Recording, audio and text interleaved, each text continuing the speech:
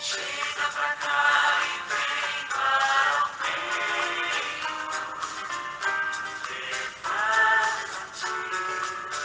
ouve teu canto a nosso cantar.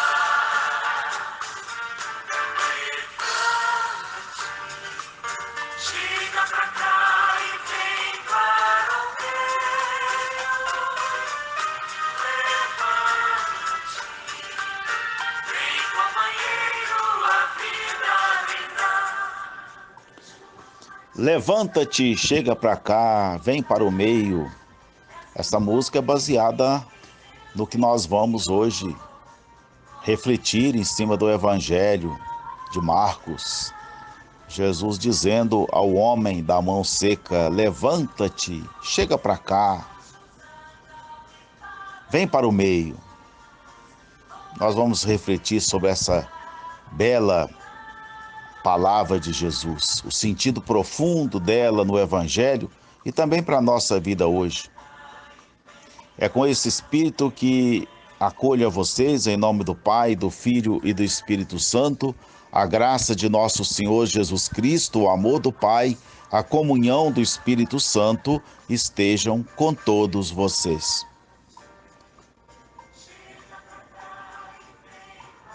Acolhamos com muita fé, com muita força, com muita esperança, a mensagem de hoje da palavra.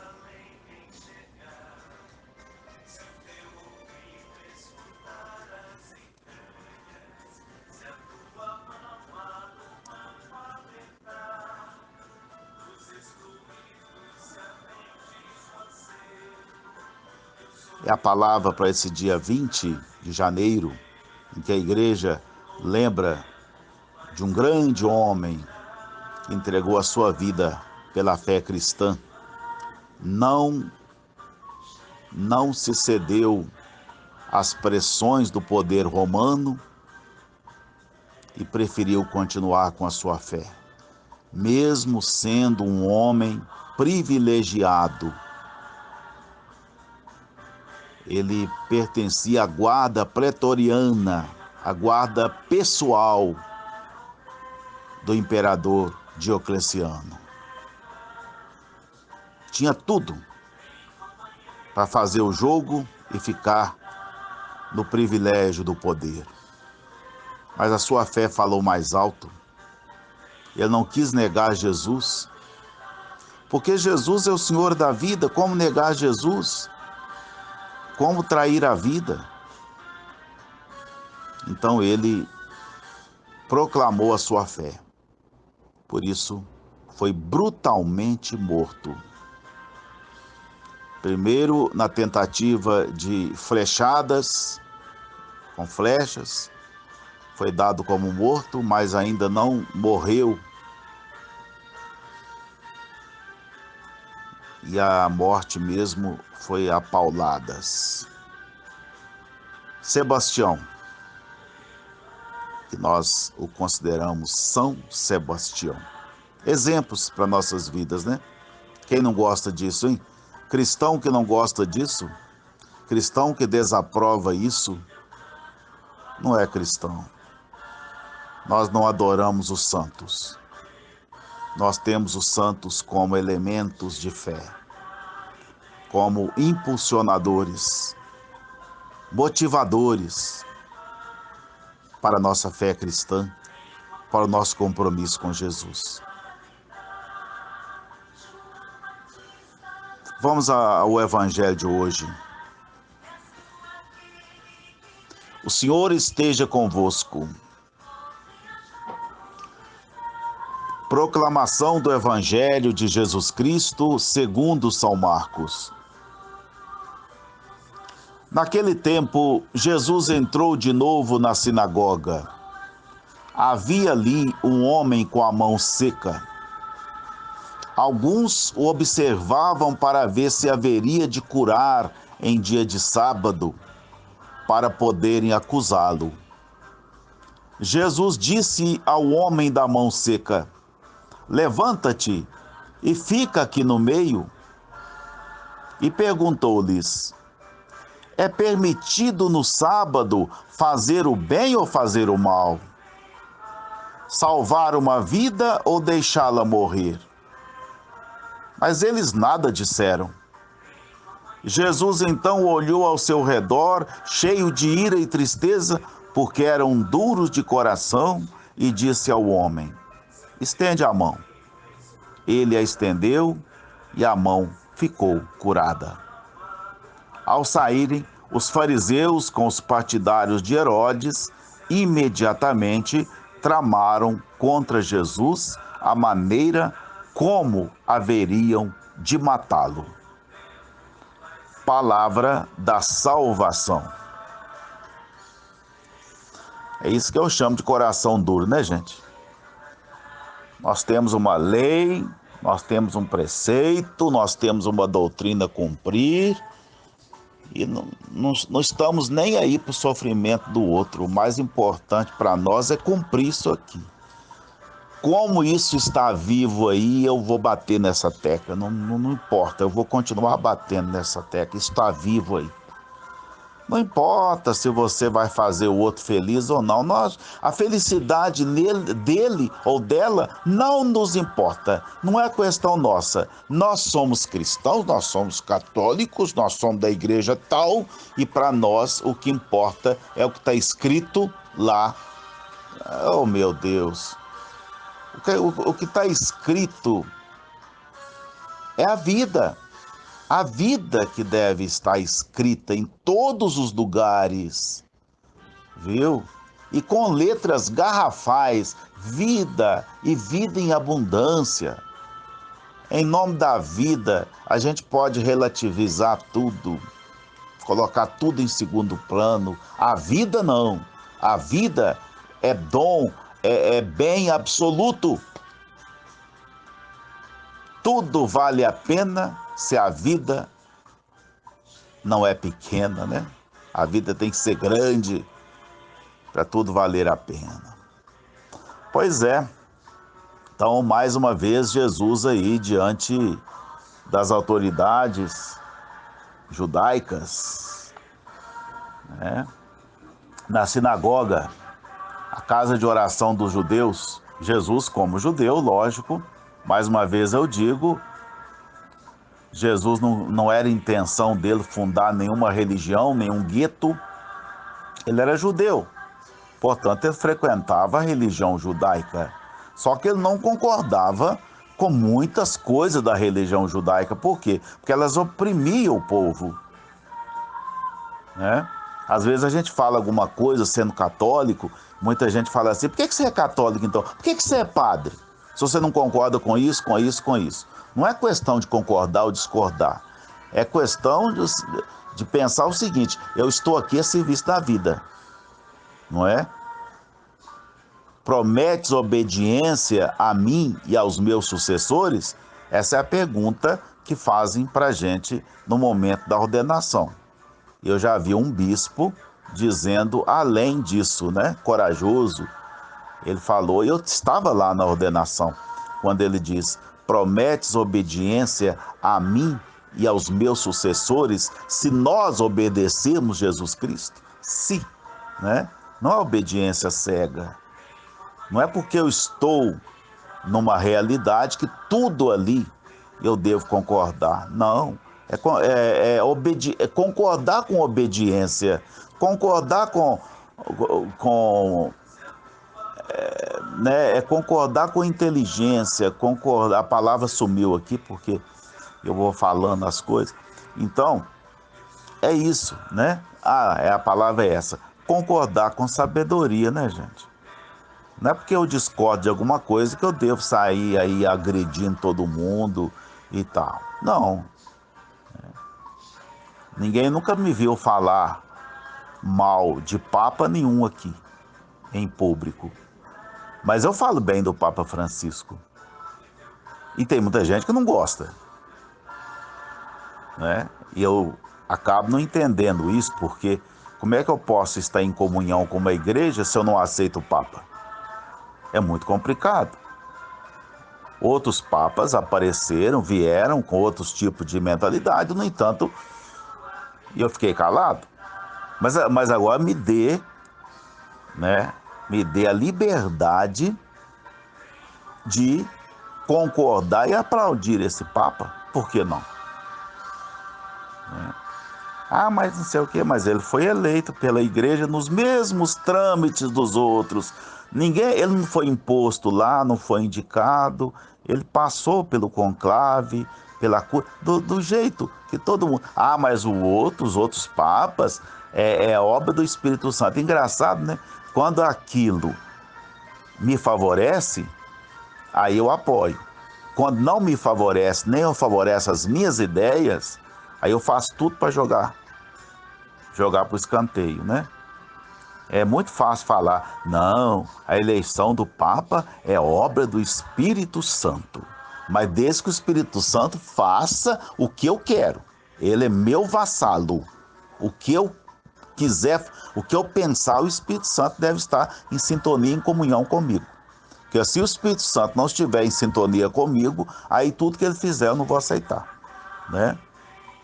Então é muito fácil eu ouvir o tempo todo, cresci ouvindo isso, que as eleições papais, elas eram fruto do Espírito Santo. O Espírito Santo que elege, mas agora não foi não, né? Ai, ai. Até precisa a gente analisar isso tudo, né? Não ser vaquinha de presépio, ver o que está por detrás de muitas coisas. Todo lugar onde tem poder, nós temos que tomar muito cuidado, porque esses que têm poder não para servir a vida, mas para servir a si mesmo e aos seus interesses, são pessoas muito perigosas, né? Pois é. Mas vamos ao texto mais diretamente. Eu estou falando também do texto, claro, né? Mas o central aí no texto é a cura do homem em dia de sábado. Nós vimos ontem Jesus passando com os discípulos em meio a uma plantação de trigo, e os discípulos foram apanhar trigo para matarem a fome. Então, Jesus foi criticado pelos fariseus porque estava deixando os discípulos dele fazerem isso. Isso não era permitido pela religião, né? Pelas normas religiosas, pela lei religiosa. Então não era permitido. Então tem uma lista enorme de coisas que não eram permitidas em dia de sábado. Hoje eu não acompanho muito, não sei bem como anda o judaísmo, mas é a mesma coisa, né? Tem muita gente que não que tem discernimento lá, né? Tem um rabino aí que até esqueci o nome dele, é um homem maravilhoso, o homem tem uma visão maravilhosa. Os judeus são muito inteligentes, né? Mas tem judeus também, tem judeus tradicionalistas. Mas eu estava em Israel e a guia lá era judia, que orientava o nosso grupo. E ela estava trabalhando em dia de sábado, porque o trabalho dela é ser guia. E aí eu perguntei a ela, né, porque ela, inclusive, foi criada aqui no Brasil. Eu perguntei para ela, ela sendo judia, se ela não estaria burlando a lei judaica do sábado. Ela disse, não, hoje tem uma linha muito tradicionalista que não abre mão e segue à risca, mas eu não sou dessa linha, não. Eu acho que a interpretação é outra, a gente interpreta de outra forma, né? E eu acho interessante isso aí, né? A pessoa amar a sua religião, mas também não achar que tudo que a religião fala tem que ser aplaudida, tem que ser assinado embaixo. As religiões são organizações humanas, né? Claro que elas têm a presença de Deus, né? E elas atuam em nome de Deus, muitas delas, mas, ou pelo menos né? Se a religião toda não estiver a serviço, claro que tem Deus ali, né? Então, mas ela tem essa parcela humana, né? De organização humana, tem poder humano, tem tudo isso. Então, tinha um homem lá na sinagoga de mão seca, mão atrofiada. E agora só para a gente ampliar um pouco aí o entendimento, no Evangelho de Marcos, aliás, não é no Evangelho de Marcos,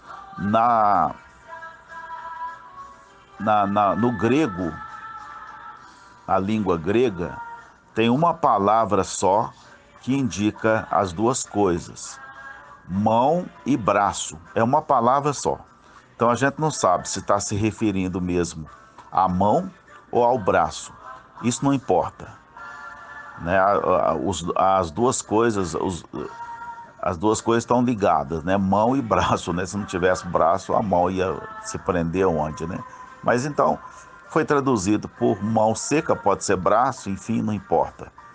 É um termo só no grego, no português não é, então para traduzir assim fica difícil, né? Por isso que muita coisa na Bíblia a gente tem que procurar lá no grego, porque às vezes não é aquilo que a gente acha que é no português. Mas aí o fato é o seguinte: seja braço ou seja mão,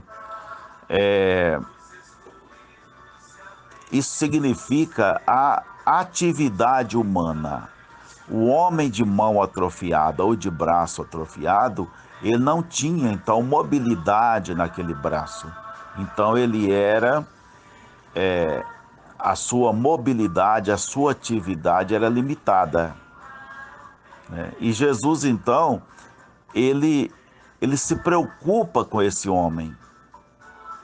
Ele quer dar dignidade a esse homem. Por isso, ele chama esse homem para o meio. Olha a música aí, chega para cá, vem para o meio. E é interessante que ao colocar aquele homem no meio, o que era no meio? O que era principal na vida, na religião judaica? A lei, né? A lei que ficava no meio, a lei que era mais importante. Aquilo que está no meio é aquilo que é mais importante, não é? Mas ele chama aquele homem para o meio, que para ele a vida humana que era mais importante, não era a lei não, a vida humana, né? E ele então, todos ficavam de olho nele, porque era proibido fazer curas em dia de sábado. Aí a grande pergunta é, mas por quê? Por que fazer cura? Será que era uma atividade tão usual assim, curar? Todo mundo curava, isso era uma atividade que não podia fazer em dia de sábado, porque era uma coisa muito comum? Não. A cura envolvia uma série de outras coisas, né? Por exemplo, uma pessoa para curar um braço, tinha que tratar aquele braço, tinha que tratar aquela mão, tinha que talvez enfaixar e não sei mais o que. Isso tudo eram atividades que não se podia fazer em dia de sábado. Portanto, eles colocavam cura, vamos tirar a palavra cura, porque não pode fazer em dia de sábado, porque envolve uma série de atividades. E se a gente for olhar, naquela época mesmo, não era tudo não. Só podia fazer alguma coisa para salvar alguém de uma doença se corresse perigo de morte. Aí podia, tá? É por isso que Jesus fala aí, vocês não se preocupam com... Vou olhar o texto aqui. É permitido no sábado fazer o bem ou fazer o mal? Salvar uma vida ou deixá-la morrer? Porque em perigo de morte, eles podiam salvar. Mas não podia fazer atividades comuns, né? Você vai enfaixar o braço, deixa para amanhã, não precisa fazer hoje, né? Você vai colocar alguma coisa. Eles eram tão rigorosos, tudo ligado, qualquer atividade que não fosse a oração, né, não podia fazer em dia de sábado. Mas curar uma vida podia, né? a pessoa está com perigo de morte. Por isso que Jesus diz: vocês são muito incoerentes e eu não posso fazer uma atividade em favor da vida desse homem, né?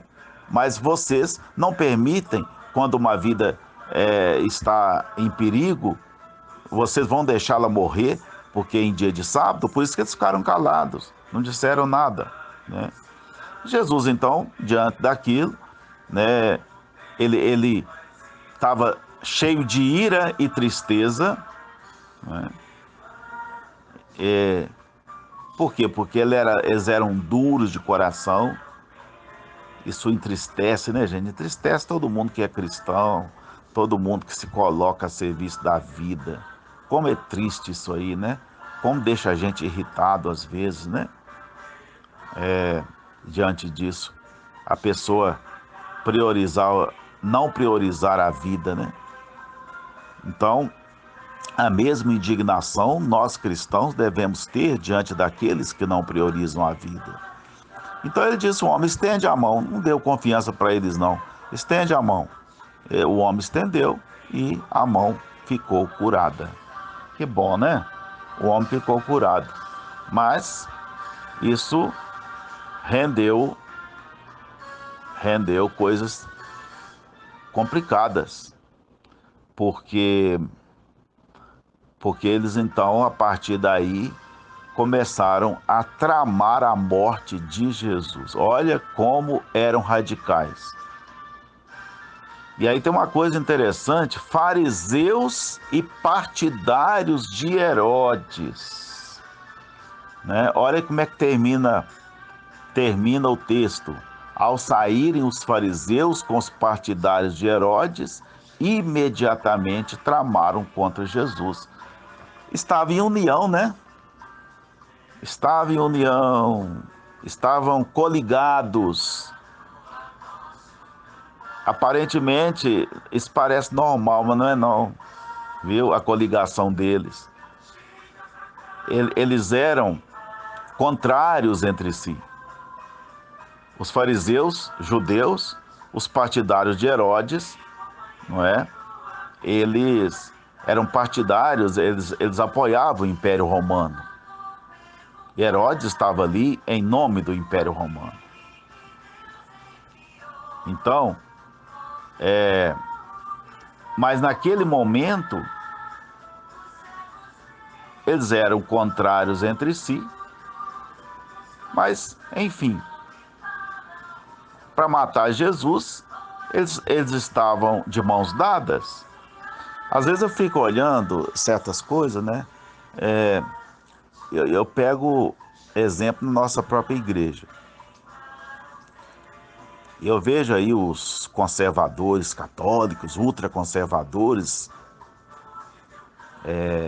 manterem aí o princípio de que só na igreja católica que salva. Eles não aceitam outras igrejas. Eles não aceitam ecumenismo, por exemplo. Não aceitam mesmo, né? Eles falam que a igreja católica é a única salvadora. Fora dela não há salvação, né? Fora de Jesus não há salvação, né? Então, a gente sabe disso, mas eles continuam com aquela máxima antiga ainda, que fora da igreja nada vale, né? Mas engraçado, eu tenho visto ultimamente autoridades religiosas ultraconservadoras católicas aplaudirem políticos evangélicos. Sabe por quê? Porque eles discriminam pessoas. Nós também discriminamos fulano. Nós achamos que é assim, então nós vamos apoiar. É muito fácil. Eles enchem a boca para falar: fulano é cristão. Fulano sim é cristão. Engraçado. Para condenar os outros, aí eles aceitam o que não é católico, porque tem a mesma ideia conservadora. Mas, ao mesmo tempo, acham que é só na Igreja Católica que salva. Então, assim, eu fico pensando, meu Deus, que incoerência, né? Como é fácil fazer aliança contra o mal, contra a condenação da vida do outro. Se é para discriminar alguém, então tudo vale, né? Não é assim não, gente. Vamos fazer aliança com o bem. Acabei de assistir agora à posse do presidente americano, Joe Biden. É tão bom ouvir isso, né? Vamos juntos. Eu não sei o que de mal existe nessas afirmações, que para mim são tão nobres, né? Estou aqui para governar com os diferentes, com aqueles também que não são contra mim. Vamos juntos lutar pela paz, vamos juntos fazer um país melhor. Não, juntos não. Vamos brigar uns contra os outros, vamos invadir, vamos ameaçar, né? Engraçado, falam tanto aí que tem medo do totalitarismo comunista e faz igual, né? Não sei, é mesmo? Então, gente, eu fico alegre quando eu vejo alguém agir em nome de Jesus, colocar a vida no centro e, e alimentar esse princípio. Não importa. Não importa se é A ou se é B. Não importa se é publicano, se é direita ou esquerda. Não importa. O importante é o centro. E o centro é a vida. E todos aqueles que estiverem a serviço da vida merecem aplausos, seja direita ou seja esquerda. O que não pode, o que não deve, é fazer união, fazer coligação para promover a morte, para promover a desigualdade, os ataques. Isso é muito velho. Isso não é evangélico. Isso é lei. É lei do mal, que deve ser abandonada, deve ser renovada. Amém.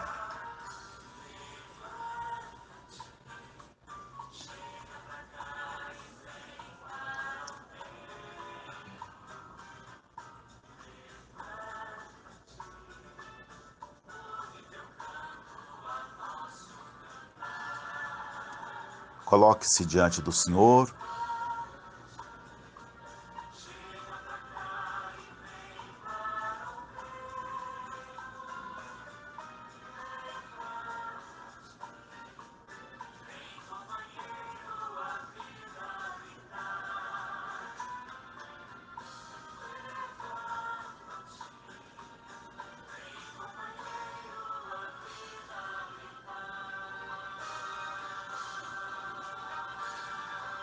Acolhei, Senhor, nossas orações, nossos bons propósitos,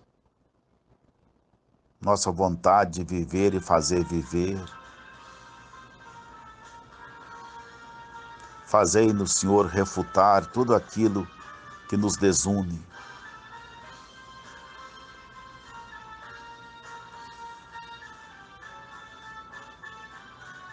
Toda ameaça à vida. Isso vos pedimos, ó Pai, por Jesus Cristo, vosso Filho, que vive e reina na unidade do Espírito Santo. O Senhor esteja convosco. Abençoe-vos o Deus Todo-Poderoso, Pai, Filho e Espírito Santo. Desça essa bênção sobre todos e todas e permaneça para sempre. Amém. E até amanhã, na graça de Deus.